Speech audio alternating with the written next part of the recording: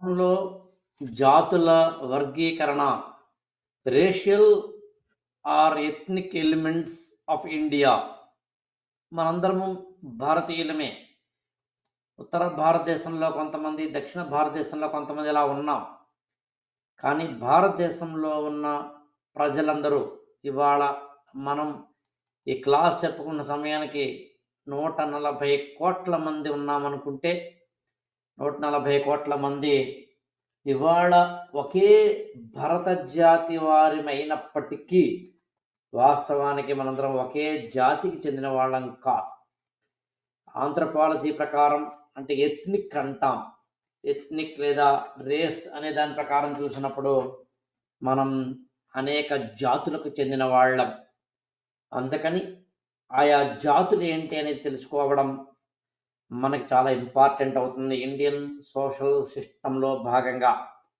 ఆ మాటకు వస్తే ఐఏఎస్ ఎగ్జామినేషన్ అయినా, గ్రూప్ 1, గ్రూప్ 2, ఆంధ్రప్రదేశ్, తెలంగాణలో ఏ ఎగ్జామినేషన్ అయినా ఆ మాటకు వస్తే కనీసం మన సొసైటీ ఏంటి, మన సొసైటీలో ఏమున్నాయి, జాతులు ఎన్ని వర్గీకరణ ఉన్నాయి, వివాహం ఎలా ఉంది, బంధుత్వాలు ఎలా ఉన్నాయి, సమాజం ఏ విధంగా ముందుకు అడుగు వేస్తోంది, ఇలాంటివి తెలుసుకోవడం నాకు తెలిసినంత వరకు మామూలుగా ఈ సమాజంలో ఉన్న వ్యక్తిగా మనకు అవసరం.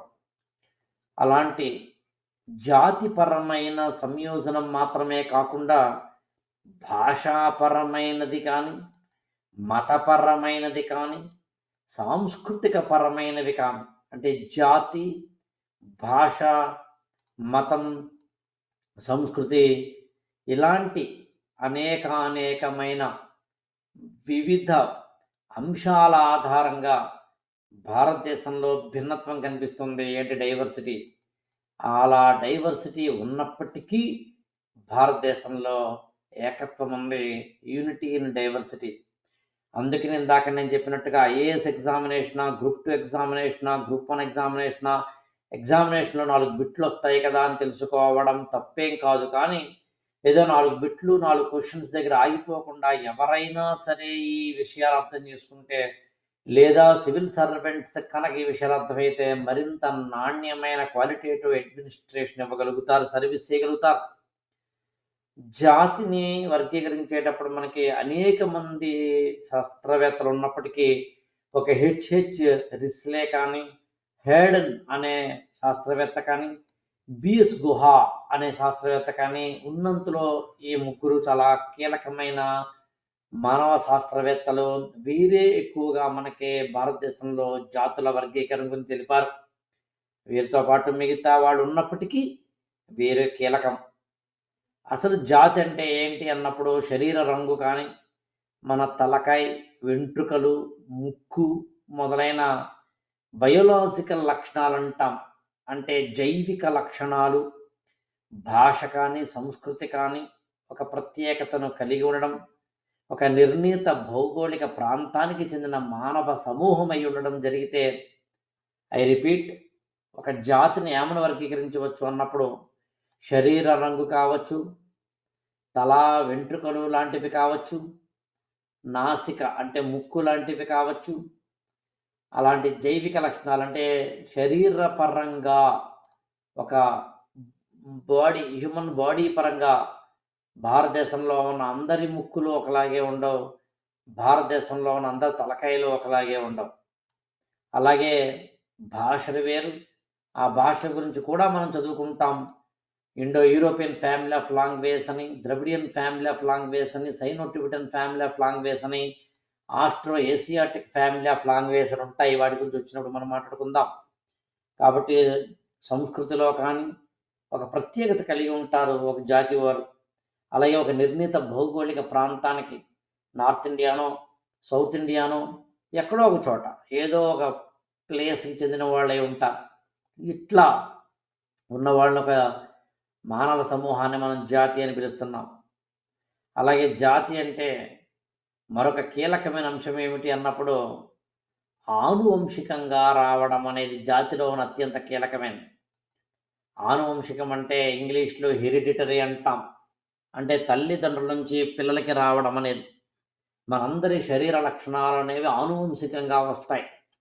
మనం ఉదాహరణకి ఏ ద్రవిడియన్ టైప్ ఆఫ్ ఫ్యామిలీలో పుట్టామనుకోండి, జాతిలో పుట్టామనుకోండి, మనం ఈ జాతిలో పుట్టడం వల్ల మన పిల్లలకు కూడా ఈ జాతి లక్షణాలే వస్తాయి. ఎప్పుడో ఏదో ఒక చోట జీన్ మ్యూటేషన్ అంటాం. మీరు బయాలజీలో ఎప్పుడైనా చదివితే జన్యు ఉత్పరివర్తనం అంటారు ఇంగ్లీష్లో. నేను ప్రతి పదానికి సాధ్యమైనంత వరకు ఇంగ్లీష్ పదము తెలుగు పదం వాడతాను. ఎందుకు అలా వాడతామంటే చాలామంది ఏమనుకుంటారంటే అది ఎందుకండి ఏదో ఒక భాష వాడచ్చు కదా. కానీ మనకి రాను రాను ఈ కొత్త జనరేషన్స్లో కొన్నేమో ఇంగ్లీష్ పదాలు తెలుస్తాయి, కొన్ని తెలుగు పదాలు తెలియవు, కొన్ని తెలుగు పదాలు తెలుస్తాయి, కొన్ని ఇంగ్లీష్ పదాలు తెలియవు. నేను జీన్ మ్యూటేషన్ అన్నప్పుడు తెలుగు మీడియం పిల్లలకు కూడా తెలియకపోవచ్చు, జన్యు ఉత్పరివర్తనం అంటాము అని. సో జన్యు ఉత్పరివర్తనం అంటామని ఇవాళ ఇంగ్లీష్ మీడియం పిల్లలకి ఎలాగూ తెలియదు, తెలుగు మీడియం పిల్లలకు కూడా తెలియని ఒక పరిస్థితి వచ్చింది. అందుకని మనం ఏ భాష అయినా, ఏ జాతి అయినా, ఇంగ్లీష్ మీడియం అయినా తెలుగు మీడియం అయినా మనం రెండింటిని సమానంగా తెలుసుకోవాల్సిన అవసరం ఇవాళ ఉంది. కాబట్టి నేను ఐఏఎస్ ఎగ్జామినేషన్ అయినా, గ్రూప్ 2 ఎగ్జామినేషన్ అయినా, గ్రూప్ 1 ఎగ్జామినేషన్ అయినా, ఆ మాటకు వస్తే ఏదైనా ఉపన్యాసాలు ఇచ్చినా కూడా తెలుగు పదాన్ని ఇంగ్లీష్లోని, ఇంగ్లీష్ పదాన్ని తెలుగులోని చెప్తూ ఉంటాను. కాబట్టి జాతి అంటే ఏమిటి అన్నప్పుడు ఆనువంశికంగా వచ్చిన, హెరిడిటరీగా వచ్చిన శారీరక లక్షణాలు కలిగిన సమూహం అవుతుంది. అలాగే జాతికి యాక్చువల్గా దానికి చిన్న నిర్వచనాలు ఎవరు ఇచ్చారంటే మీకు అంత ఇంపార్టెంట్ కాదు కాబట్టి, కానీ రేమండ్ ఫర్త్ అని ఆయన ఇచ్చారు. అది ఇంపార్టెంట్ ఏం కాదు, ఇంపార్టెంట్ అయితే నేనే చెప్తాను. ఎప్పుడు కూడా ఎగ్జామినేషన్స్ అయినా, ఒక సబ్జెక్ట్ అయినా చదివేటప్పుడు అండి దాన్ని ఎలా చదవాలో తెలియాలి. చాదస్తంగా ఎక్కువ చదివినా వేస్టే, చదవాల్సింది చదవకపోయినా వేస్టే. హెడెన్ అని లేదా హార్డెన్ అనే ఒక శాస్త్రవేత్త ఇచ్చిన నిర్వచనం ఎలా ఉంటుందంటే, ఒక సహజ సిద్ధమైన శారీరక లక్షణాలు కలిగిన ఒక నిర్ణీత భౌగోళిక ప్రాంతానికి చెందిన సమూహము అంటారండి ఆయన. అంటే అర్థం సహజ సిద్ధమైన శారీరక లక్షణాలు కలిగి ఉండడం అట. అలాగే నిర్ణీత భౌగోళిక ప్రాంతానికి చెంది ఉండడం. అక్కడ 2 పాయింట్లు ఉన్నాయి. మీరు ఆ మాటకు వస్తే జాతికి సంబంధించి ఏ నిర్వచనం చూసినా రేస్ అనండి, ఎథ్నిక్ గ్రూప్ అనండి, మీరు ఏ నిర్వచనం చూసినా జాతి అయినా సరే, ఎథ్నిక్ గ్రూప్ అయినా సరే, మీకు ప్రధానంగా 2 పాయింట్లు ఉంటాయండి. ఒకటేమో ఫిజికల్ ఫీచర్స్ అండి, అంటే శరీర నిర్మాణం, ముక్కు, తలకాయ, వెంట్రుకలు, చేతివేళ్ళు, నాలుక, చెవులు, రంగు, ఫిజికల్ అపియరెన్స్ అంటాం కదా, ఆ శారీరక పరమైన లక్షణాలను.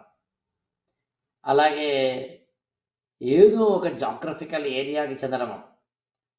భారతదేశంలో ఉన్న జాతులన్నీ ఎన్ని జాతులుగా మనం వర్గీకరించామో దానికి జాగ్రఫీ కూడా కొంత కారణం. నార్త్ ఈస్ట్లో ఉండేవాళ్ళు ఒక విధంగా ఉంటారండి, సౌత్ ఇండియాలో ఉండేవాళ్ళు ఒక విధంగా ఉంటారు. సో ఎక్కడెక్కడ ఏ విధంగా ఉన్నారన్నది ఉదాహరణ ఇక్కడ బోర్డుగా చూడండి. ఇక్కడేమో మీకు హిమాలయాల దగ్గర నుంచి చూస్తుంటాం, ఇదేమో అండమాన్ నికోబార్ లాంటి చోట నుంచి, ఇదేమో సౌత్ ఇండియాలోంచి, ఇదేమో మధ్య భారతదేశం. అంటే ఏంటి, ఒక జాగ్రఫికల్ ఈక్వేషన్ కూడా జాతుల వర్గీకరణ కీలకం.